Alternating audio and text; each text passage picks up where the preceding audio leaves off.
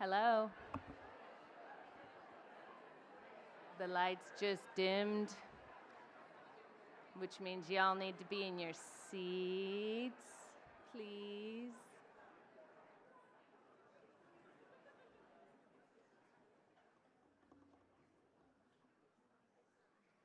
Nice work. That was pretty quick, actually. All right. Hello. Welcome, everyone, to our annual 2024 Northern California IIDA chapter Pioneers in Design event. Yeah. This is such a great event, but I feel like I say that every single event we go to. I'm perhaps a little biased, but that's okay because I really do think our chapter throws pretty killer events, this being one of them. This Pioneers in Design is such a wonderful platform for our bold visionaries who come up here on this stage and enlighten us on how they're shaping the world through innovative practices and how they're pushing the boundaries of what is possible and in turn inspiring us to do more and to do it better year after year in the world of design. Today we will be celebrating the work of Amy Karle, our pioneer, and Brian Buell and Brian Wilson of Two Furnish,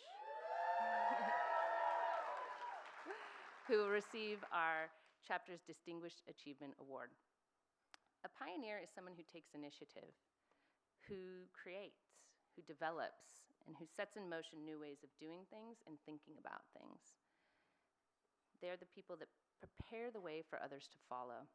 Every year, our honorees demonstrate how they are the architects of change, the creators of beauty, and the trailblazers who have transformed ideas into realities. In true pioneering spirit, I'm pleased to announce that this year our chapter has been awarded the annual Catalyst Grant from IIDA HQ. Yep. It's not our first time that we've won this, that we've been awarded that grant, but it is important because this year it's going to basically provide funding in order for us to advance an initiative or a program within our chapter. That's typically what it's for. And we are already well underway on our annual Climate Crawl zine, which is going to be really, really fun. Yeah, it's going to get launched later this year, sometime in the summer, late summer. And if you don't know anything about our Climate Action Committee or our Climate Crawl series, please reach out, get involved. It's worth noting we're the only chapter in the IIDA network who even has a program like this in place. Yep, so we're very much pioneering in this space. Totally a California thing, I'm sure. But really, it's because Verda launched this, and she started the Climate Action Committee. I think it was 2022. It could have been earlier.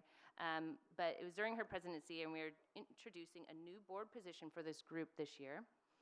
And so, yeah, exciting stuff that matters.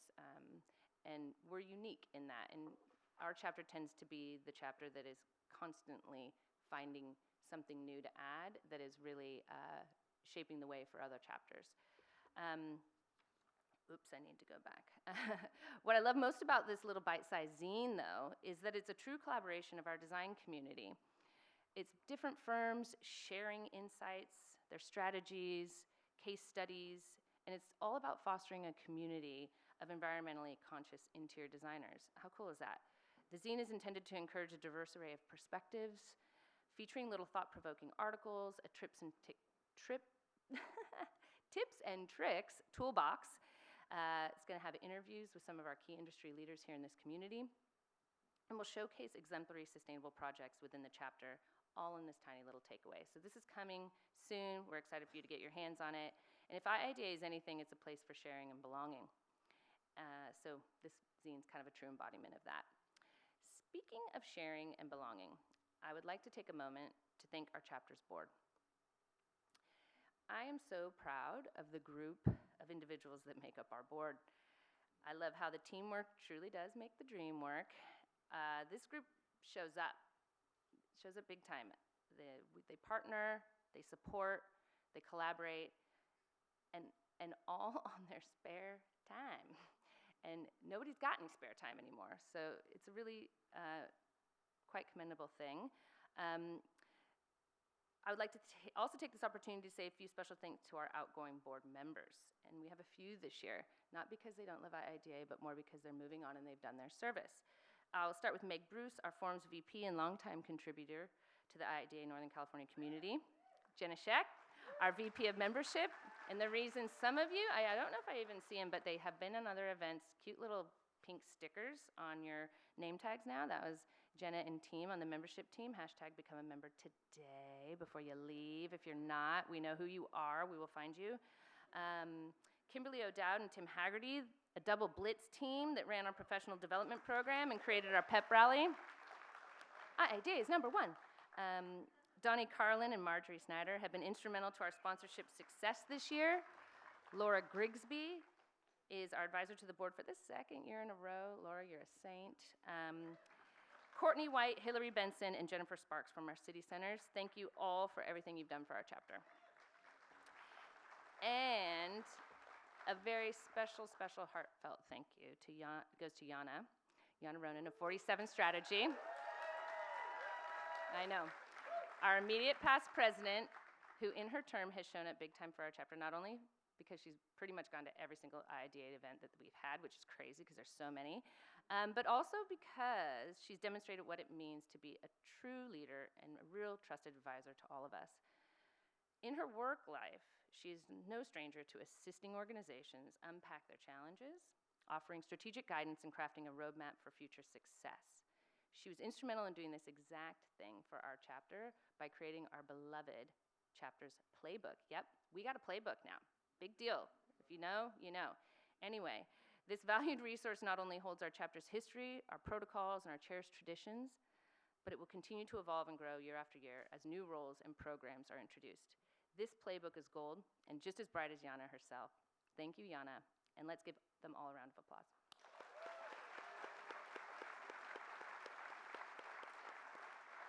Okay. Speaking of showing up, this woman is a real dynamo.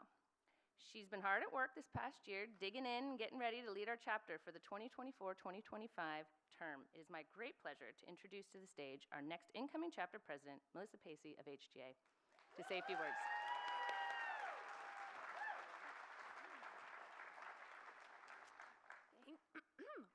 Thanks, Katie. And hello to everyone.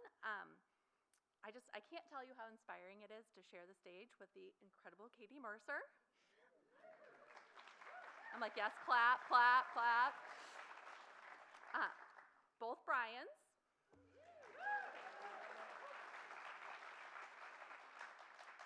Lewis. Just keep clapping. Gervais. And Amy Karle. Like, mind-blowing. But what's even more amazing is, well, I can't actually see you right now because the lights are really bright, but seeing all of your amazing faces out there is just incredible because the power of this community is unparalleled. I want to take a little quick divergence because it is Pioneers in Design, and Katie did a great job about talking about the pioneers. But my son is in 4th grade, and in 4th grade, they are very into studying California and the gold rush, and they do like a whole field trip to go to where gold was discovered. So quick history lesson. In 1848, I got to get the guy's name right, James Marshall discovered gold in California, and it brought 300,000 people to California. They called them the 49ers because they came in 1849, a year after the gold was discovered. And the gold that was discovered completely transformed and reinvigorated the American economy. Not just the California economy, the American economy. And I don't know about you all, but like I kind of feel for those pioneers right now. Post-COVID, like I know we're like way post-COVID, but it's been such a roller coaster, right? Of like ups, downs, sideways, like no one knows what way to look. And I think we're all feeling really just uncomfortable in the way that we use space and the way that we're living. And everybody in this audience is tasked with creating space in this new environment that no one really knows what it's going to be like day to day. And I feel like we have such an amazing opportunity to define that for ourselves. And so everyone out here tonight is a pioneer. So I might be glass half full, but I'm really asking this community to come together and take advantage of this and really start to demonstrate the value that we have as designers and the value that we bring to our communities.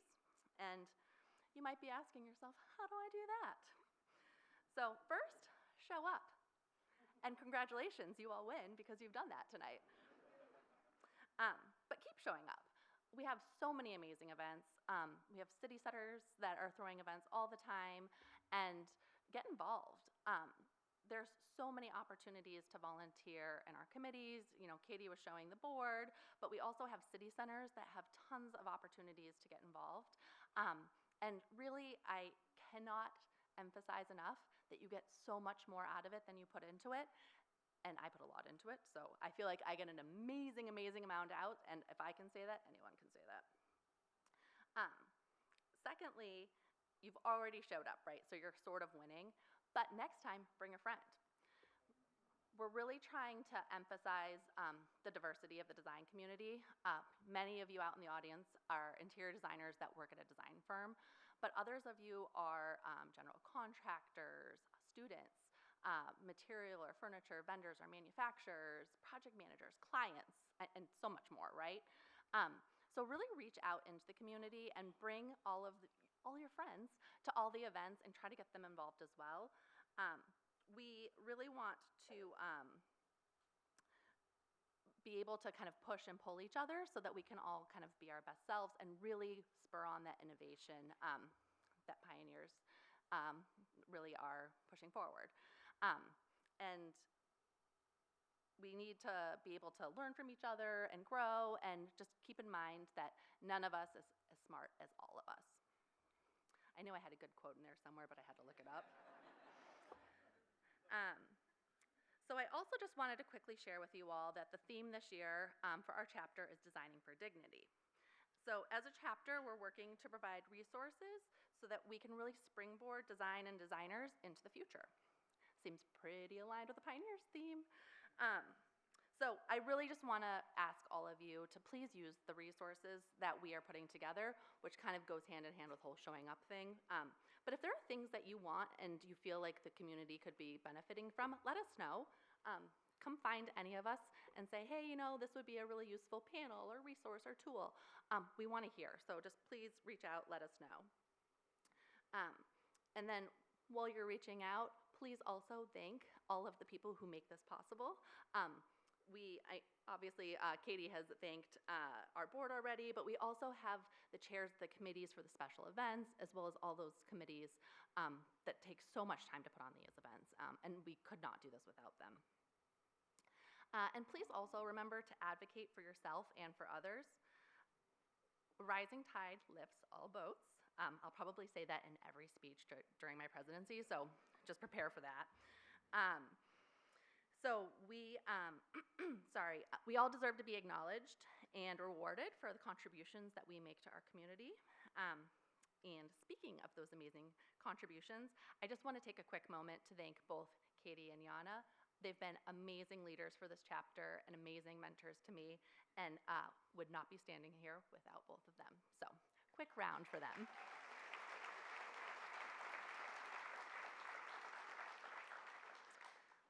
I'd also like to thank our chapter patrons.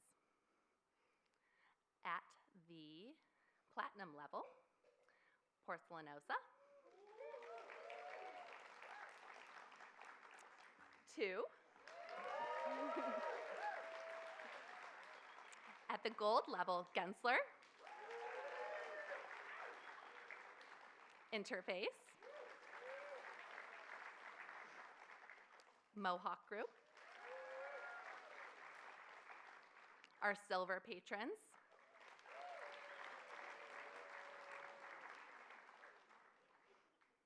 Our bronze patrons.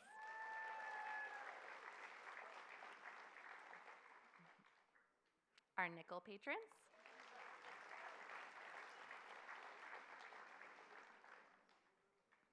Our design patrons.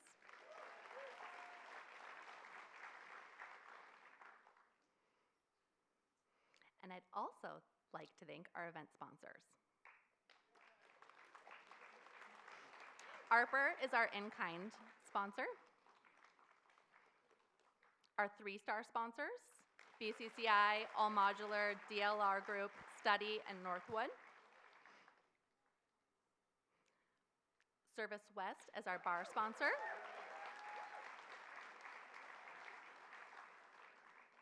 Our 4-star sponsor, CRI. And a very special thanks to our 5-star sponsor, Principal Fielders.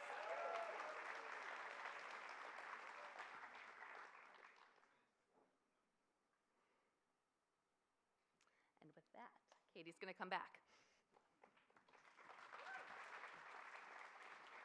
More of me. Okay, we're almost done, and we're gonna get to the good stuff. Events like this don't happen, again, without a lot of donated time and dedicated work of our committee members. So thank you to the committee. Special thank you to our committee co-chairs, Kim Klaus and Mindy Weichman. Sorry, Mindy. These two ladies are not alone, though, in doing this. So a big thank you to the entire event committee. Please give them a round of applause. Thanks. Hard work.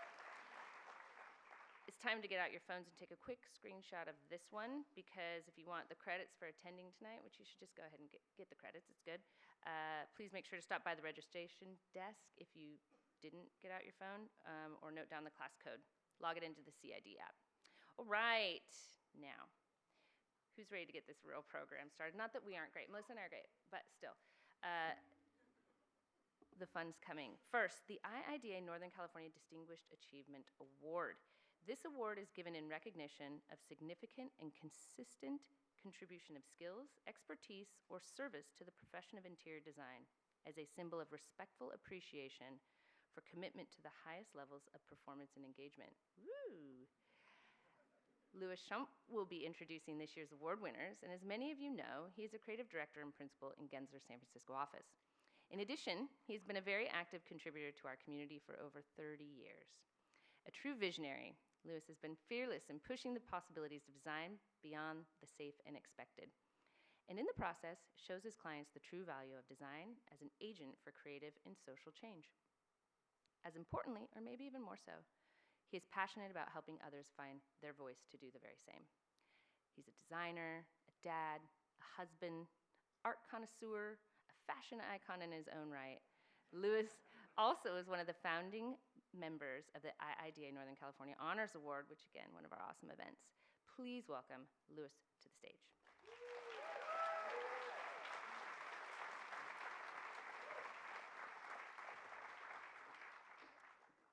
Katie's right, the lights are very bright. Welcome and thank you. Thank you, Katie. The Bryans were not always partners. Hard to believe, but true. Brian Wilson started his journey in New Jersey and took a huge leap and went across the river and went to Pratt for school. He got a little bit more adventuresome and signed up with Knoll to go with them to Japan, where he lived for 9 years before coming back to the Bay Area with Steelcase in 2001. Brian Buell, see, I'm already confused. Brian Buell had a less circuitous and maybe a little bit less adventurous path coming here from LA to go to school at San Jose State in the business college. He immediately joined One Workplace in 2007, and that's kind of where our story begins. Brian Buell got the market. He understood the price pressure, he understood the vibe, he understood the market as a whole, and he understood that we needed to act somehow differently. Brian Wilson got the Steelcase furniture ecosystem to respond to that market mostly. The Great Recession hit. In 2011, Wilson moved over to One Workplace to join Buell, and as a result, along with many other things, they lost their last names. The Bryans were a force, and they began to change how we thought, and maybe more importantly, felt about furniture. In their sort of immutable fashion, they started two in 2015, And a couple of years later, they started a furniture company called Pear in 2017. In that time, Tu was installing hundreds of thousands of square feet of open office. They were also writing thousands, well, not thousands, let's say hundreds of punch lists, maybe thousands, and with many of us over drinks having many conversations about what was going right and what was going wrong. Pear's first product launch was composed of all the things you'd expect to see: desks, fences, screens, accessories. But there was something different about them. They were a little quirky. They were a little bit not what you expected. They felt crafted more than manufactured. And for that market at that time, it was exactly what we all wanted. When I was preparing for these comments, we were talking over drinks about the story of these two.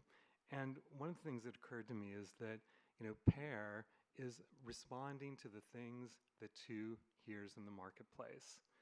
And it sounds super simple and super logical and is 100% genius. So it's my huge honor to introduce the pair that brings you charity each year, the dynamic duo. I think we have to add that to their list of titles that exemplifies true partnership, and the chapter's Distinguished Achievement honorees this year for Pioneers, Brian Wilson and Brian Buell.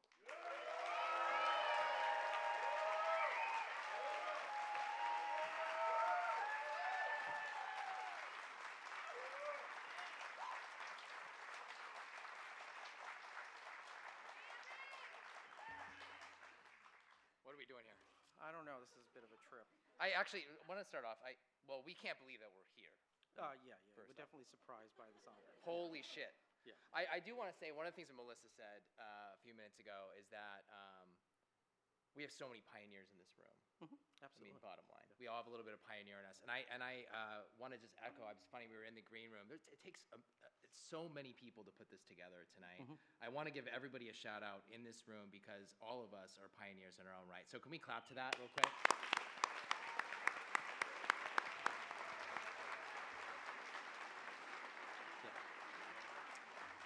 So, I was thinking that we would do an interpretive dance this evening. You want to?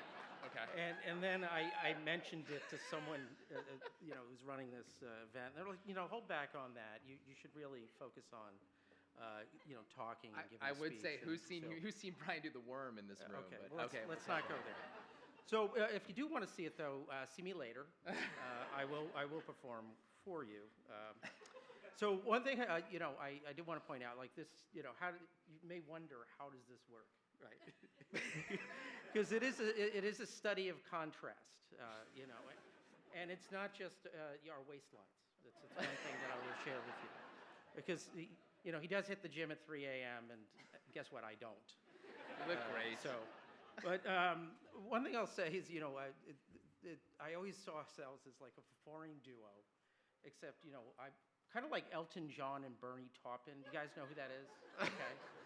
So Elton John is the guy on the stage, and Bernie's the guy who writes the music. Well, I'm Bernie, he's Elton, except I look like Elton John. So, oh man, it's a thing. It's a thing. I've embraced it. It's okay. It's okay.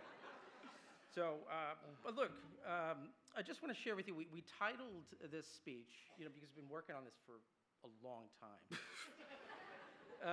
It's titled A Love Letter, and it's from us to all of you, okay? So, but, Brian, please, share. No, I think, where's our team at? Good. I mean, it's really all about our team. This is, that's what this is really about. But I do want to, a special thanks goes out to Julia, that's sitting right here. Julia, who's been there since the dawn of time. I could shed a tear right now because two wouldn't be two without Julia. And there's also someone who isn't here, Rob Roba, that would love to be here tonight but can't be. But none of this would be possible without all of your support. I think, Louis had talked about the fact that, really, this is all about us trying to figure out how we could respond to the market, respond to you, and deliver something that's meaningful, really, and intentional. Bottom line is, we've got the best design community on the planet sitting right in front of us and in our backyard. I went to the LA Caliber Awards last week, and I can definitively say 100%. it was like going to the prom. You should have seen the dresses people wearing. So look, I want to share, Louis, who, by the way, we look at him as like our godfather. He was there when both of our brands were born. And, he worked with us on our branding, and he's been, one of these people I always go to when I've got a half-baked idea. And he always steers me right. It's one of those things. It's like, I gotta go get some Louis time, okay? So it was about 10 years ago, and, we had already had this idea for two and starting a new dealer, and, what was it gonna be? And it was, we're gonna be like another dealer in the market. So anyway, we do a pitch, and we're in the conference room over there where you were, at the time, so anyway, he just responds very plainly. He says, "Why should I care?" And I have to admit, it's one of those things that stung. It's 10 years later. I got PTSD. I've got in my head that Louis forever commenting to us, "Why should I care?" Well, so one thing I would say is I've thought a lot about this over the years, and my interpretation of this is, give me a reason I should care as a designer and walk in my shoes. And he centered our thinking about putting you all at the center of our business as partners, as friends, and clients. So one thing I would say with you, and if there's a client of ours in the room, I'm sorry, but clients come and go, but you are all the constant. All right, as far as designers, you are our clients in our minds, and this is the relationship that matters, and this is where, by the way, where the heart comes from, and the love letter. So, to me, it's not about making the sale, and it's about the end product and the beautiful spaces that you all create. So this is, it's an industry that Brian and I feel very passionate about. We wake up every day, I think about furniture. But it's so much more than that. It's about the people we work with, and why do I show up at the office? Because there is an office that I go to, actually. It's about people. So that's what's made it special for me. But you do all create spaces that inspire so many, and we're just one part of it. So thank you. So it's a little scripted here, so Brian's going to take over now. Am I up? Yeah. Okay, I'm gonna go. So the market is thriving. I'm just kidding. This goes into like the. Let's stay on script. The complexion of our market maybe isn't what it once was, right? So we're not done yet. No. We've got a lot of work to do, and I think Brian is right. Honestly, I think we started texting around 4 a.m. this morning, is roughly around it. I was asleep, or borderline asleep, and he was on the Peloton. So, but anyway. No. Sometimes, though, you do text me, and I think and I can't remember if, like, it's something you woke up and went back to bed. I'm like, he hasn't texted back in, like, 3 hours. What's going on? So went back to bed. Okay. Anyway. No, but you know what? We're really in this this is a lifelong pursuit for us to really create a better experience for you, for our customers. That we are really lucky to have that come and go. Mm-hmm. I'm just kidding.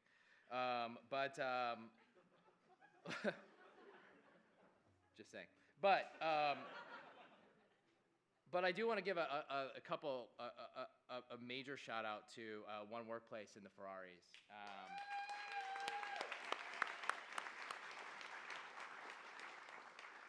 They're not here this evening. We do have Mark Baker, though, who's in the house. Thank you, Mark. Without them, we really wouldn't be here today. They've enabled us and given us a platform that's really been absolutely incredible, and we're really so fortunate that they recognized us to the degree they did and allowed us to really create a business within a business, and then create another business within the business, and Keeps going. It's got to keep going. So thank you. Thank you for that. So, as I said, you know, it's the people part of this that makes this business fun. It's about friendships. It's what makes it special. Outside of that, and I'm going to quote, I think he's somewhere around here, Tom Dorenzo. Where are you Where's at, Tom? Dorenzo? Oh yeah, the lights. They're bringing the lights Bring up. So I could see on Dominic next to you. Okay. It's only fucking furniture.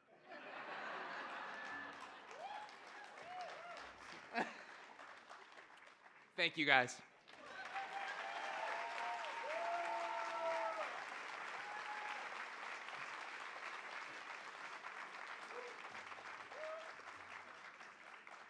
That was fun. A little lighthearted.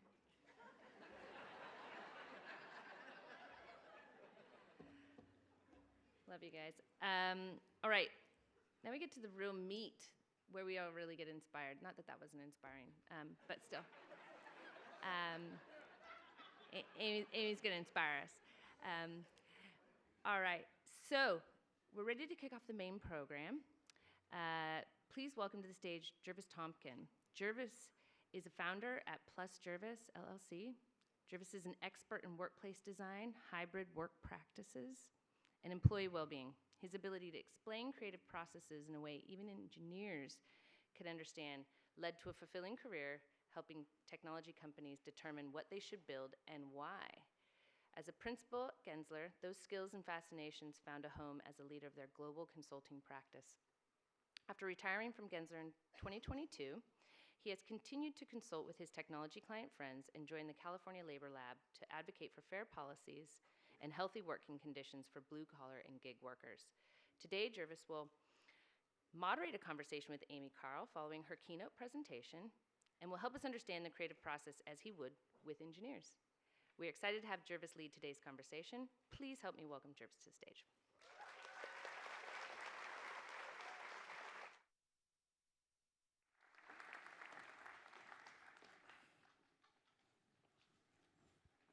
It's so fun to be here and see a bunch of old friends and new friends and get to know Amy and talk about her work. So, you know, as it was kind of brought up before, Pioneers in Design is an event that honors pioneers from the design community who demonstrate innovation and inspiration. And the past honorees have led novel efforts and breakthroughs in practice or implementation that's affected, you know, from people to entire communities. And we're really proud this year to introduce this year's pioneer, an artist whose work illuminates ideas that move us forward, and you'll find it not only affects people and communities, but maybe our entire civilization or how we understand life. I know. Amy is an internationally acclaimed artist and a designer working at this nexus where design, the physical, and biological systems merge. Her work explores the implications of emerging and exponential technologies, including artificial intelligence, biotech, in terms of their impact on humanity and evolution. Recognized for bridging the biological and computational, her work opens visions of how technology could be utilized to support and enhance life while making advancements toward the goal in that process. In practice since 2007, her work has been exhibited around the world: Centre Pompidou, Mori Art Museum, Smithsonian, the Triennial Milano, to name a few. She was named, this is really cool, as Artist Diplomat through the US State Department and tasked with empowering women in the STEAM fields, and was honored as one of BBC's 100 most inspiring and influential women in the world. Yeah.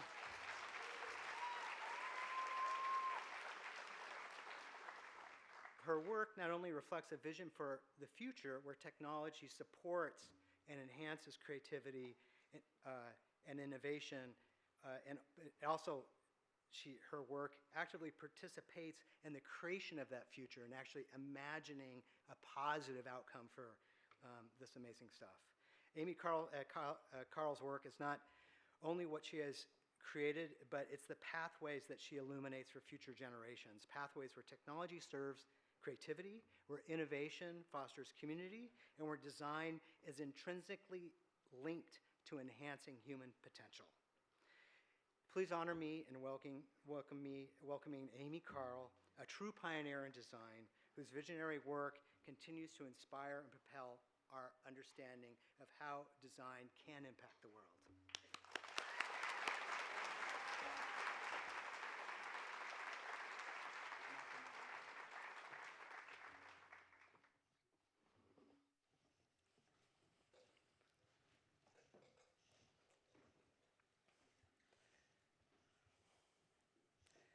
Imagine a world where every facet of our existence, from the cells in our bodies to the cities we inhabit, is intentionally designed, where humanity, nature, and technology seamlessly merge and co-design to evolve together. Here, design and technology not only coexist, they actively collaborate to support nature and humanity to thrive. This is my vision for the future. Technology is advancing much faster than we can grasp. It seems that every single day a new technology emerges that can change humanity and change our world and redefine our future. The fusions of machines, data, and biological systems is reshaping our lives, reshaping our world, and reshaping our future in ways that we really can't comprehend. But this isn't something that has to passively happen to us. What if our next evolutionary step is something that we actually consciously design? We're at this pivotal moment where humanity, nature, and technology are converging, if we like it or not. I study and make work at this critical intersection that can define our future. My work probes who we could become as a result of our emerging and exponential technologies, questioning the potential impacts on our lives and on our future. My intention is that in researching, developing, and creating my work, I'm actually pushing the vision, the technology, and the path forward for a healthier future. I'm envisioning the future while I'm working, and I'm working through these tools and workflows to try to get there. And when I do this, when any of us work in this way, we see this whole range of implications, from dangers to possibilities. And once we see that we have the power to do something about it. We can design and work towards the preferred future that we want and the preferred outcomes that we want. And I not only work with these tools to explore living systems and life processes as subjects, I'm actually researching, questioning, and working through the impacts on our world and on our lives, on the actual living systems that it impacts. I work across many different disciplines and tool sets, and as our technology progresses, these different categories unify more and more. Likewise, as we further integrate with technology, the boundaries of what's separate or what's artificial and natural begin to assimilate and disappear. My work is very technical, but it's also very personal. I was born with a life-threatening birth defect, and this really inspires all of the work that I do. I had many experimental surgeries until one worked when I was a teenager. I was always interested in the latest medical technology and the latest science that would heal me. But also in this process, I became very acutely aware of the human condition because of the body. the limitations of the body, the pain and suffering from the body, the suffering that occurs when you feel like you're born into a body that doesn't allow you to express who you actually are. And my work isn't just about personal healing or healing the physical form. It's about a deep search of what it means to be human and what it means to be alive, and the possibility of transforming our very existence, of elevating that, of making us better humans, making a better future. Some of exploring what it means to be human and what it means to be alive is biological in nature. Like if a heart is beating or if we're breathing, we can measure those things. I'm also interested in this much larger picture of what it means to be human and what it means to be alive that we can't measure. This dynamic internal landscape of thought, emotion, and intuition that's going on inside of us all the time. We can't necessarily measure it, but it very much makes us alive, and it very much makes us human. And I'm also looking at how our technologies could affect these dimensions of existence as well, not just those we can scientifically measure. This piece is biofeedback artwork. It's durational performance where I laid meditating connected to a Sandine image processor to output video and sound over periods of 5 to 8 hours. And I was trying to illuminate that even when we're perfectly still, there is all of this happening inside of us, all of this internal landscape going on.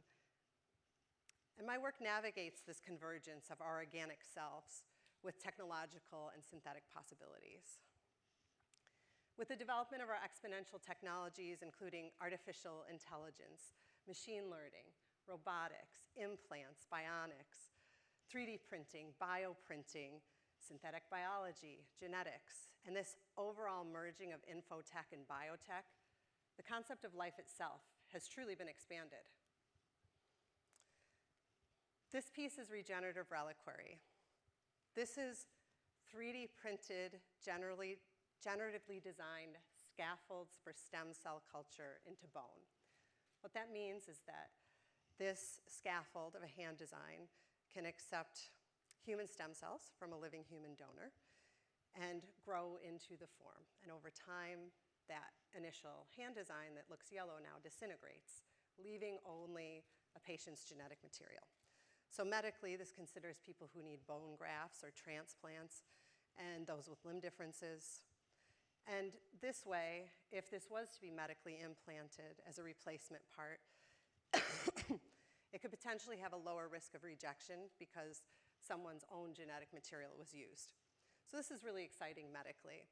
But it also encourages us to consider what we can design and create and what would be smart to grow out of living materials. We're now at this very exciting time where we don't have to make things out of inanimate objects. We can actually grow things into form. What would be smart to make for inside and outside of the body? And what are the ramifications of that? And this is when things get really interesting. To think that we can use our technologies and couple it with this intelligence of life to create something unlike anything we've ever been able to make before, to heal and enhance the bodies in ways that were never possible before. I can envision this factory of the future where a single cell is used for the entire workflow, but to make many different things. It wouldn't have to be the same thing over and over. It could be various replacement parts, as well as new enhancements that are unlike anything that we've ever seen before. We can grow things for outside of the body too. Like what if our technology was made out of reprogrammable cells? And what if they were decentralized? And what if we can take those cells and put them into our bodies or put them into nature? That's just one idea of something that we can make.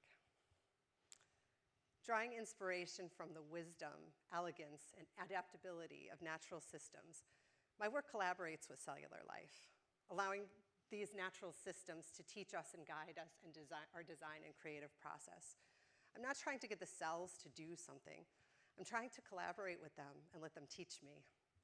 I'm not just trying to mimic nature, but I'm trying to engage it as this co-creator, employing its principles to foster innovation and sustainability, to work together on this. And also because it's just much smarter than we are. Nature's so much smarter than we are. It's the most elegant blueprint. We have so much to learn from natural life and processes. It's this design beyond our understanding.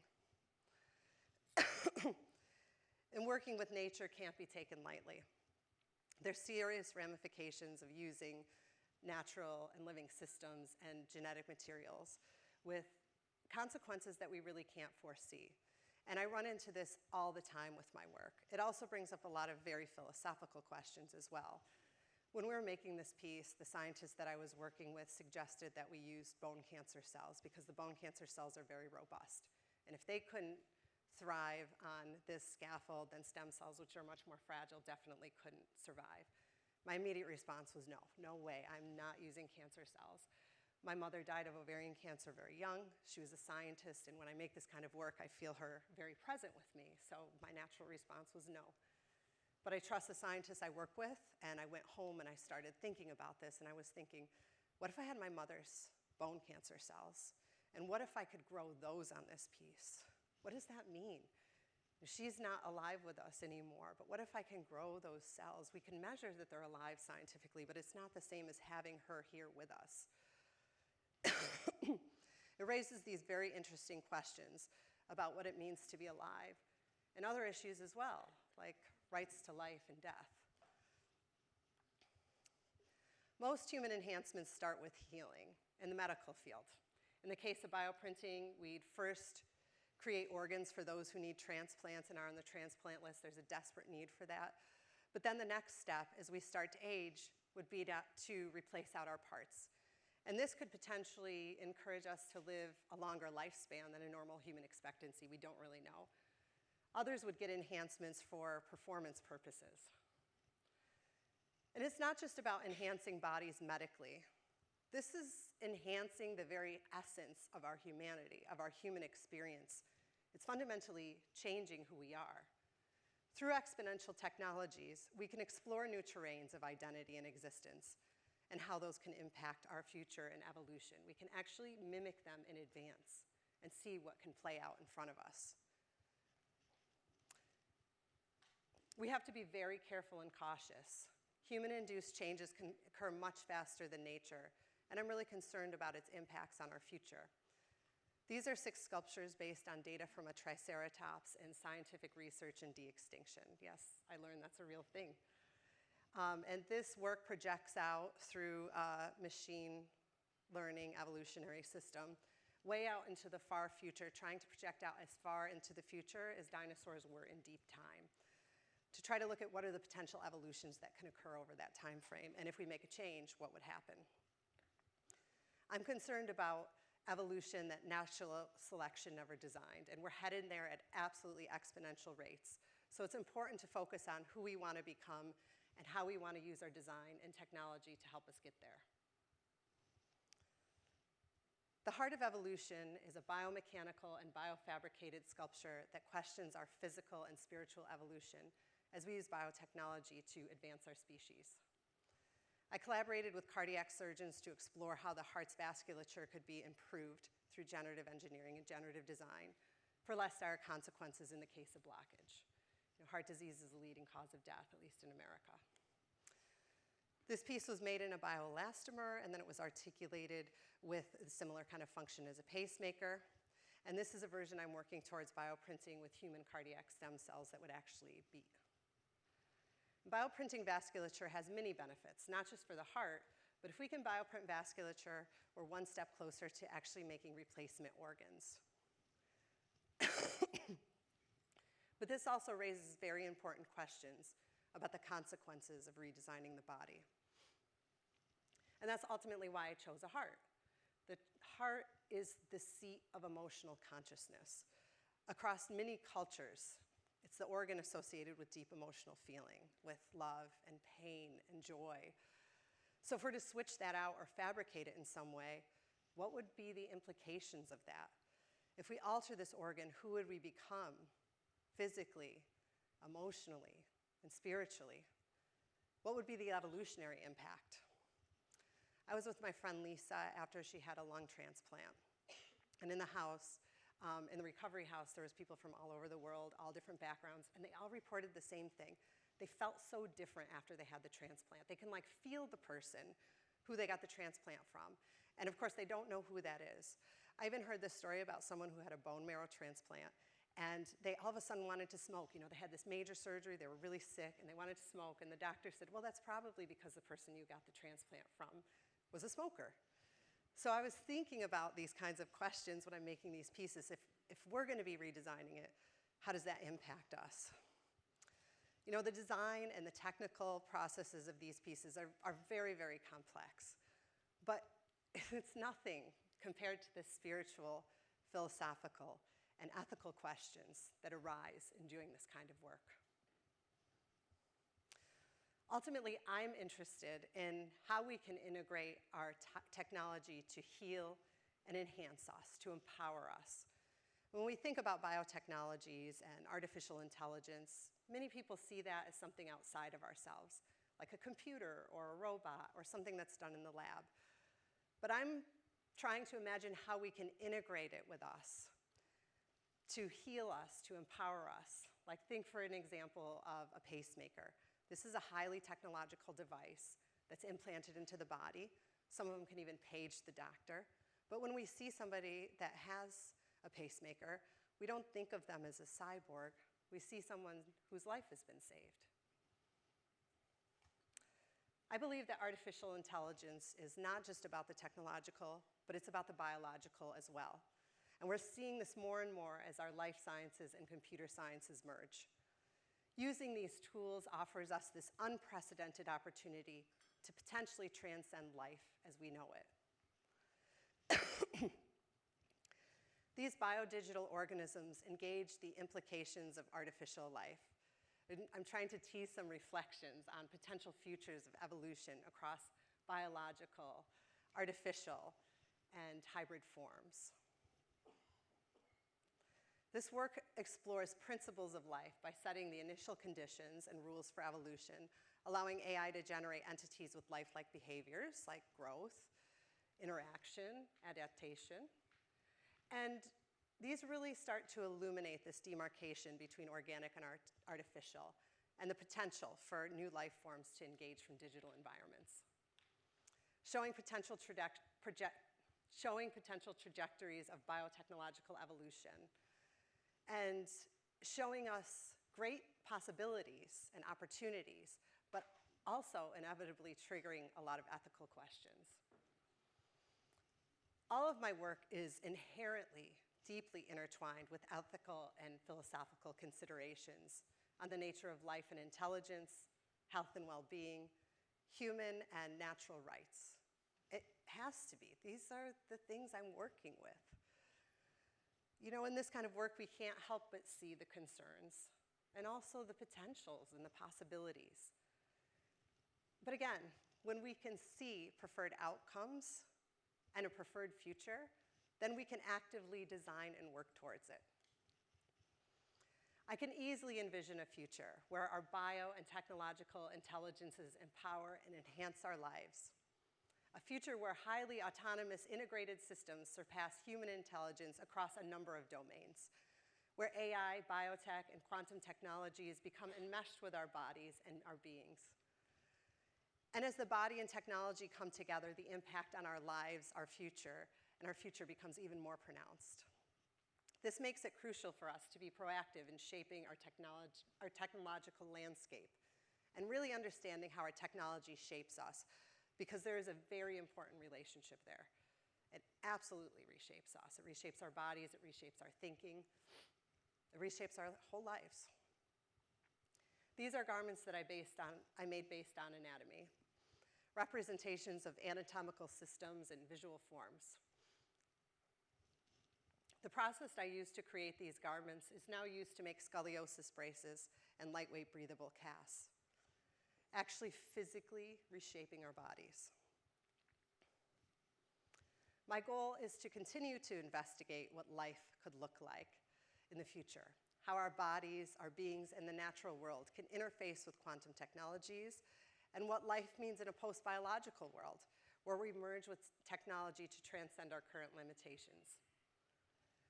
How will we embody ourselves into a machine or show up in a virtual world? Some of us are already doing that in different ways. Probably most of us are. Who will we become when our bodies merge with biotechnology, AI, and quantum technology. How will we live on after our deaths in these realms? My latest installation, Echoes from the Valley of Existence, is an interactive and responsive environment that considers the ways that we live on outside of our bodies, how these bio and digital traces that we leave beyond echo through time and space. Things like all our text messages, our images, our biometrics, like when you go to the airport, our DNA.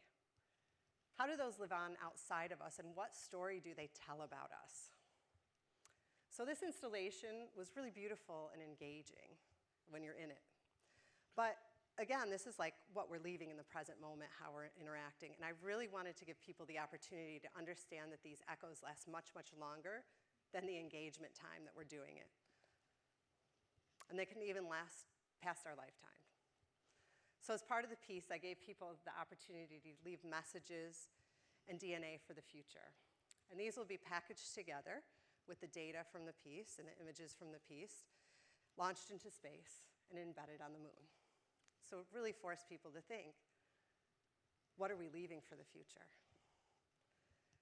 What are we leaving behind, and what is the potential impact through space and time? You know, what's important to leave? Who would find this story, and what would it tell about us? So to me, this piece of artwork really starts with this question. Would you leave a message? Would you leave your DNA? Why or why not? That's the really intriguing part of the work to me. And then out of that piece, this is the current work that's on my desk right now, I was asked to make the cover art for a new iteration of the Golden Record. This is due to launch into space late this year. And this new Golden Archive is this compendium containing vast amounts of data from all over the world in the biosphere, repositories of human knowledge from all over the world in all different cultures, DNA of humans, many plant and animal species, a seed bank, and an AI LLM that's hopefully intended to help communicate with whoever or whatever finds this in the future. And this is interesting to think about. It could be extraterrestrials, future humans, or others. And it's also interesting because it includes DNA. So it's including the actual blueprint to restart some of our world as we know it. How will that impact who finds it? What will be the impact on them for using it? So this is a significant design project on many, many levels, because it's really hard to try to picture who I'm designing this for. And there's significant questions about what should be included or omitted in the depiction and conveying such a message. You know, what are the stories of our planet and humanity that we want to share that's important to share? What's the best of us? How do we convey that? Ultimately, it came down to depicting a clear representation of who is sending this message in from where. I wasn't the only one that determined that, but I was the one that made the artwork. A big part of this challenge is, you know, how could this be understood by beings with potentially no prior knowledge of Earth or human culture, and considering whoever finds this, whatever finds this, might not have human characteristics. Like, they might not have eyes, or they might be far more advanced than us in ways we can't imagine. It just really opens the mind to think about how can we communicate and connect? What's most important to share? And how do we design for an audience that we don't know who they are? But working on such a project really enables us to delve deeper into the essence of the ideals that we aspire to share and who we want to show the best of who we are. And when we can envision the ideals, we're much more empowered to design and work towards it. We stand on the new brink of a new phase of evolution, where humans do not merely use technology, but we embody it, where technology will shape us as much as we shape it. My vision for the future is one where technology supports us to revolutionize our understanding of ourselves and the world around us, giving rise to new forms of expression, empathy, creativity, connection, and potential. where technology enhances humanity in the natural world rather than diminishes it, where exponential technologies are not just tools, but they're collaborators with the natural world in our journey of designing and creating the world and the future that we want. We won't just arrive at this future, though. We must actively design and create it, co-create it with nature. Thank you for creating it with me.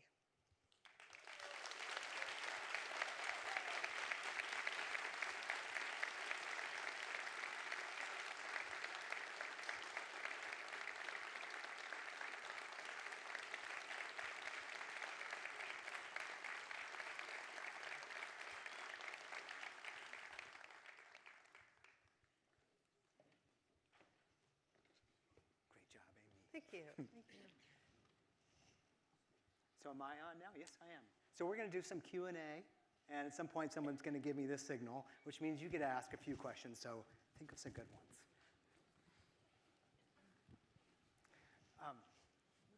I just love listening to you. It's amazing. Your work's amazing. Thank you so much. It's so interesting that hear what you're doing in kind of today's storytelling culture, because bioengineering, AI, virtual afterlives are typically kind of an apocalyptic tale. But somehow your work has this benevolent, almost spiritual aura. And yet, you play with these dark visuals and these kind of dark emotional memes. I'm like, how does she do this? Do you need to have the darkness in order to show the light? And you're working on your work, how do you know okay, this is artistically good and it's towards this kind of healing vision as opposed to an evil or destructive one? How do you do that, Amy? Well, when I make my artwork, it's not of the thinking mind. I've had to really learn how to talk about my work. But it comes from a different place. It doesn't come from the thinking mind. And I'm asking all of these questions while I'm making the work, and it's much more than I could talk about in 20 minutes or even 2 days. And I feel like my artwork is successful when in one moment you could walk by a piece and you get that feeling, all these things that I'm asking, the scary questions that I'm facing, the emotional questions I'm facing, and the hopes as well. That in just a few seconds of walking by a piece in a museum or engaging it, that you somehow feel that. That's when I feel like the artwork is successful. I think it does need both this light and dark, because those are necessary elements that come with doing this kind of work and asking these questions. But ultimately, I feel hopeful, being hopeful that we can use these tools and technologies wisely, being hopeful for our future, being hopeful for humanity, that's what keeps me going. So that's where I think that element comes into it. Yeah, I can feel the hope, so thank you. It's great. Think about how art impacts this goal of how is civilization or humanity going to have this better future. We think about art, it's influences culture, which maybe influences society, which might in turn affect fashion or architecture. It's this chain of events. But your work totally upsets that order, and you're screwing around with cells, right? And kind of remaking stuff. And like you said, it raises all these cultural and spiritual and moral issues. And now on top of that, you're this global traveler, and you get these commissions from Japan. It's a different culture than ours. You just came back from Austria. And so I imagine there are radically, or there could be, these really different cultural responses to your work. And so, is that true? And then if there are, and you're asked to do a piece in Japan, do you think about also tailoring the project to those sort of cultural anticipations? I don't even know what to call it. So, are the reactions different? So that was like 10 questions at once. I know. So, it's true. I'll try to work through know. them, and if I forget Yeah. something, let me know. Working across cultures is really interesting, right? There's so many different things, and it takes a lot of thoughtfulness to be mindful to not overstep. So kind of the place I always go back to is what is below culture or beyond culture that connects all of us. And that is fundamentally what it means to be human and what we're made of. So in that regard, starting from this cellular level, starting from the body, starting from basic human and natural rights, is something we can all relate to. We've all experienced in some way pains and joys around these things, and that transcends culture. So fundamentally, I offer my work to different cultures and see how they respond. And different cultures do respond in different ways. Like the Japanese, for example, are open to speaking about the spiritual meetings as well as the technological much more fluidly in a professional environment than, say, in America with medical talks, where a lot of people get into medicine for these spiritual reasons. They want to help people. They want to save lives. But to talk about it at a medical conference would be seen as unprofessional, whereas in other cultures, that's more open. Or they might associate things they see with things from their religion or spirituality, which is so beautiful for me to learn about. I mean, I feel like that's more of a gift for me than what I can even give to them.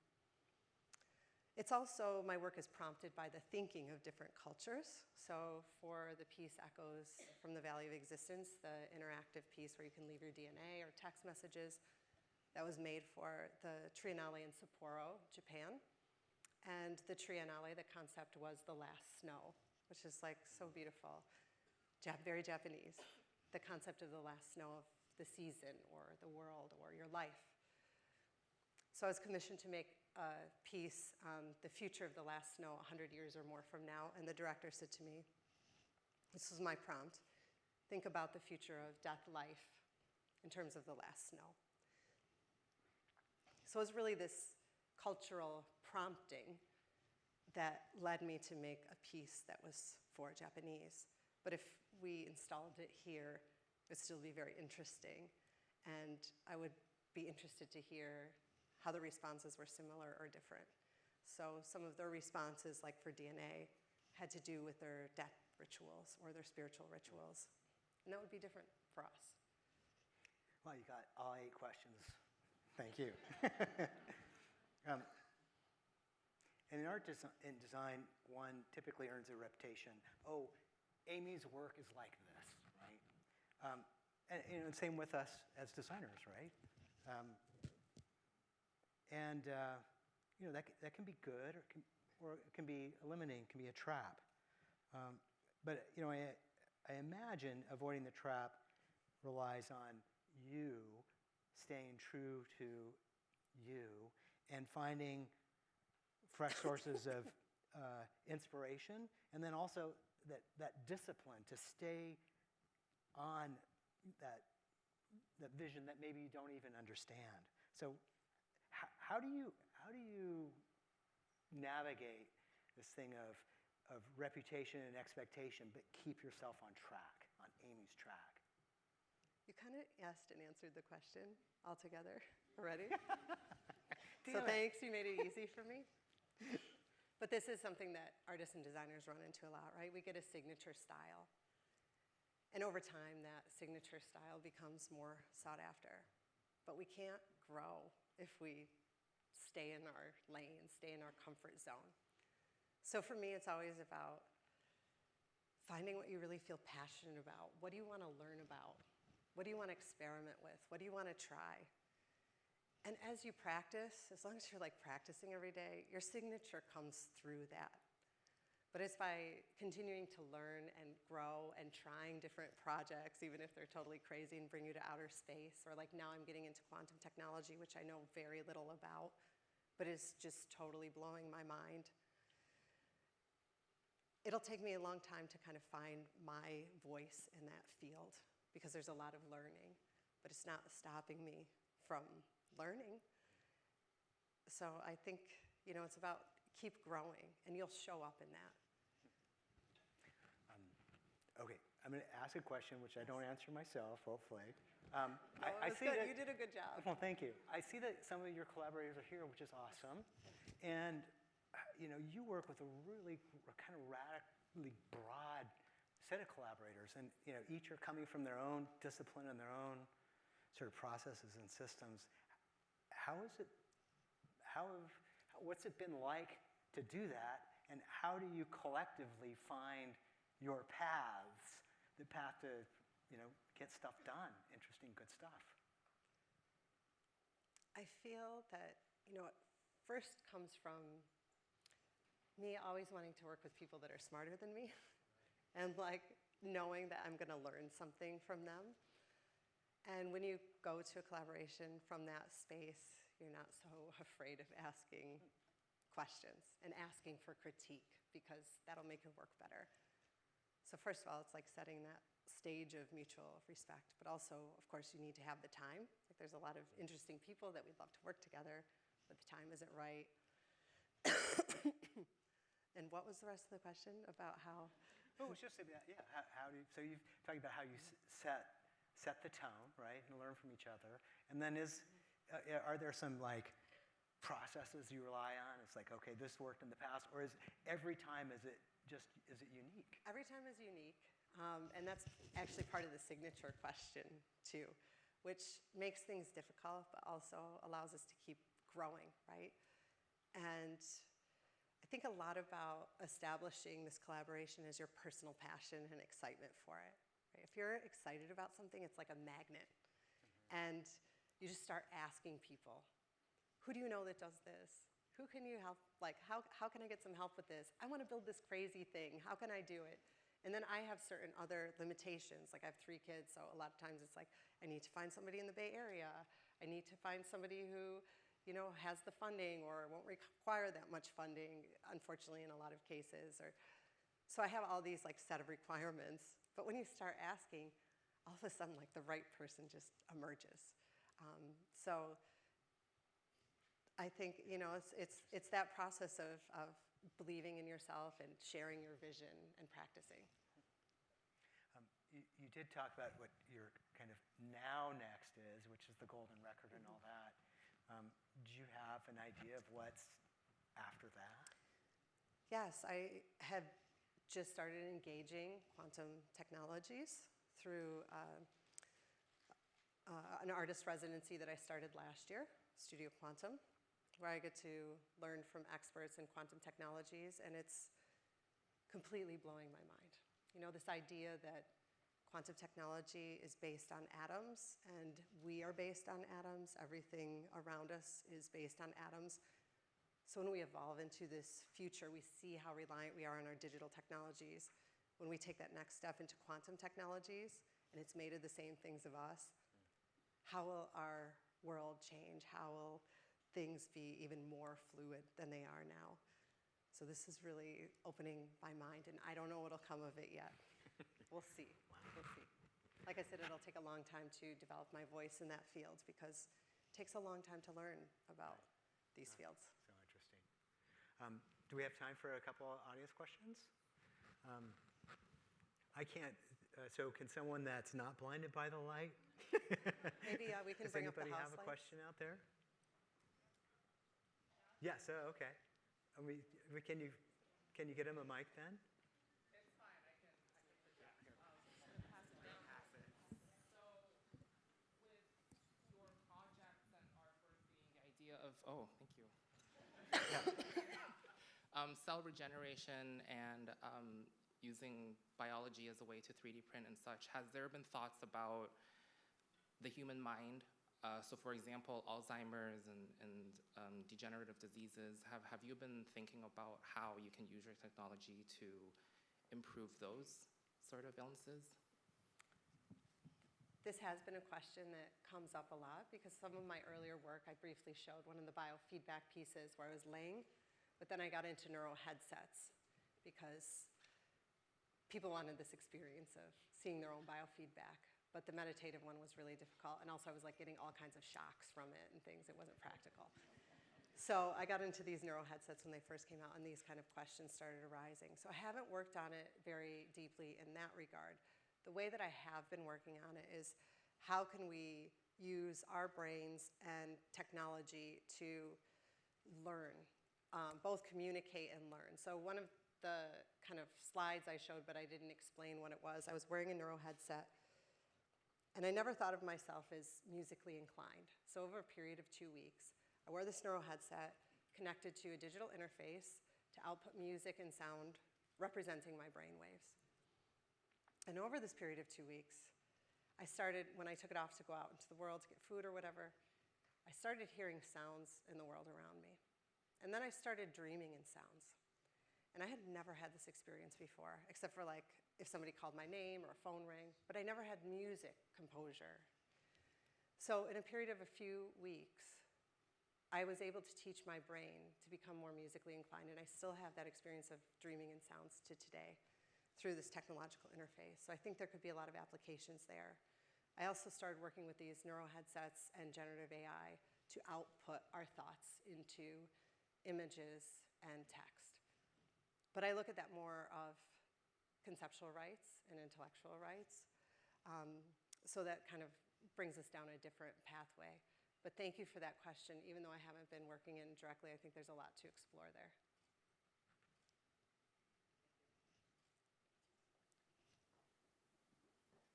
Mike is coming.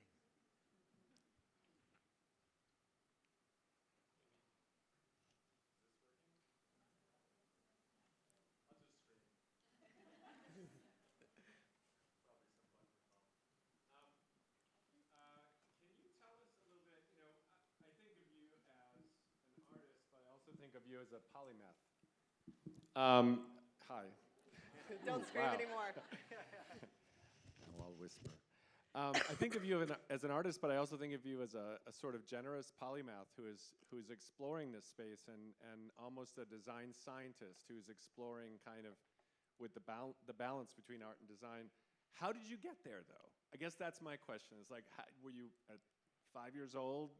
You mentioned some of your own challenges, but were you an artist then? Were you, like, how did you get to the place where you are today? Could you tell us a little bit about your journey? I think I always realized that the way that I communicate best is visually and experientially. The way that I really communicate best is through art, and the way to find some of those paths and solutions was through design. Although I didn't necessarily call it that, but I think from when I was about 5, I knew I was going to be an artist, and I still find like the sketches of the human body that look very much like the garments that I made, these visual representations of anatomy, like the overlays in an encyclopedia. But my journey was also influenced by my parents, who are biochemists and pharmacists. I grew up in the lab, so I always felt really comfortable in that environment, but I knew that my voice was not through that medium, or not, maybe through the medium, but not through that, that set of constructs from that discipline. I went to college at Alfred University and Cornell University, and at Alfred University, they're one of the top ceramic schools in the world, very small school otherwise, for ceramic art and ceramic engineering. They train under the Bauhaus philosophy. So this is very art and design, form and function, material science, and craft. And that was my kind of formal education that contributed to this. But I also think about a lot of my other life experiences, like my Italian grandmother taught me to crochet from a very young age to teach me math. And everything I made with that was like 3D printing, the thinking of 3D printing. You know, how do I make this 3D form? How do I build as I go? So it's all our life experiences.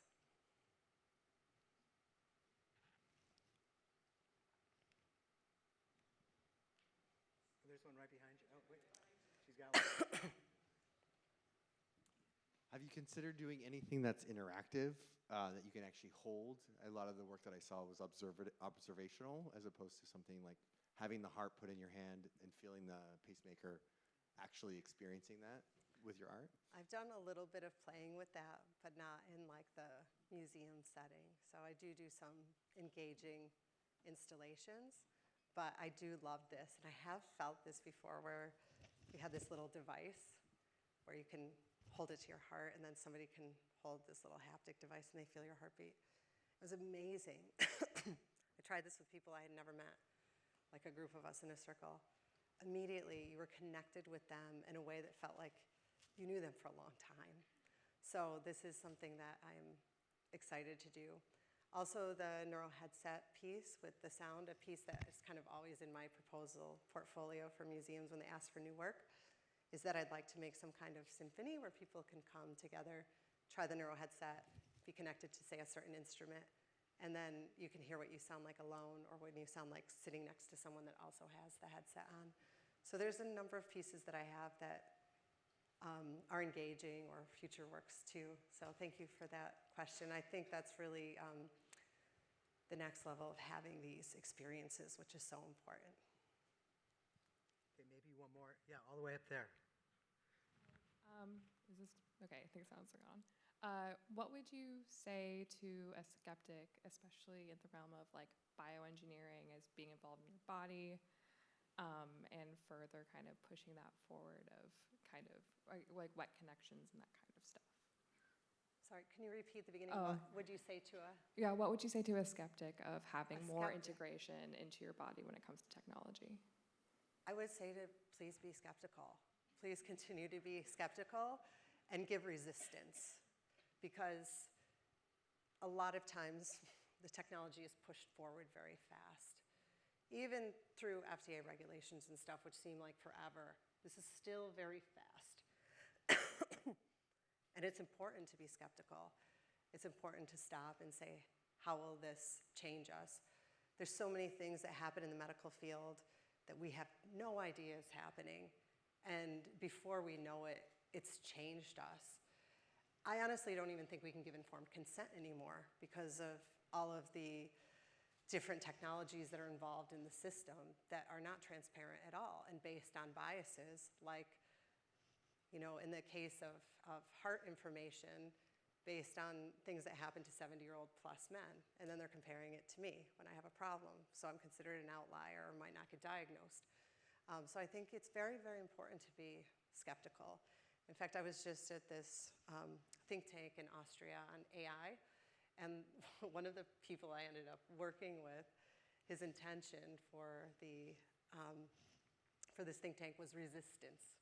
And I was like, I love this. And he's like, everything I'm doing, I'm thinking about how can we have a human alternative? How can we opt out of AI?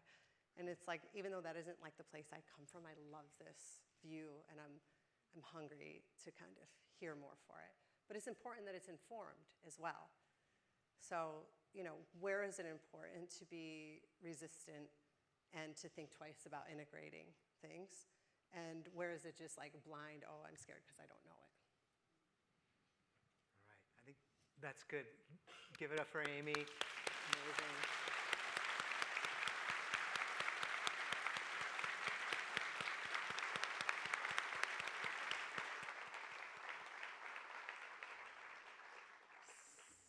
Amazing. Thank you both very much. We're nearly done. Couple things. One last thing, and I promise you, you're off to have a drink any second now. Firstly, thank you for coming tonight. It's always great to see all of your faces. It matters to us when you come to our great events. And speaking of events that are upcoming, we have a few. Next week, we have Forums Project Tour. We're going to start to see, yeah, Meg, there we go. We've kind of realized that we aren't touring enough of each other's work. So that's going to be a goal of our forums moving forward, which is exciting. So next week, we're going to be touring Harvey Milk Terminal 1 Center. It's not even open yet, this portion of the project. So you get a sneak peek, you get a tour, you get to see it, and then there'll be a panel discussion. It's also on Harvey Milk Remembrance Day, so look at that. Yep.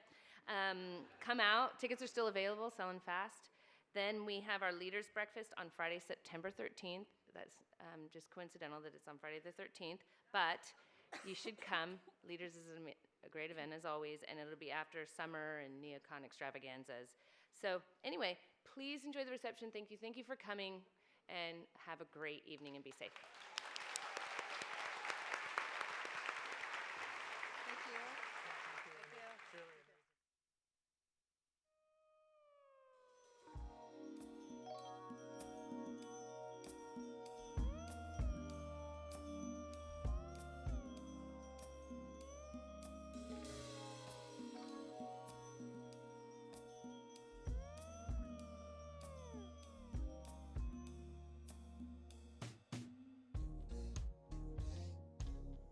I tried to get out my head, tried to declutter my space, feng shui get out my own way.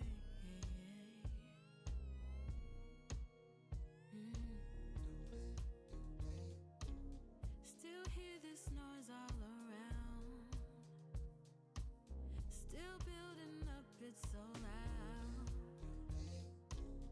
Baby, could you turn it way down and give me a groove like it used to be? Put me in the mood like I used to be. Stop what you're doing and come dance with me. Two-step in the living room, with me.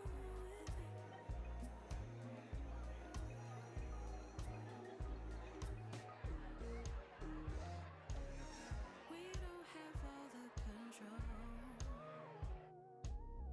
so much pressure to keep up. It's clear that we just don't know, and it's alright.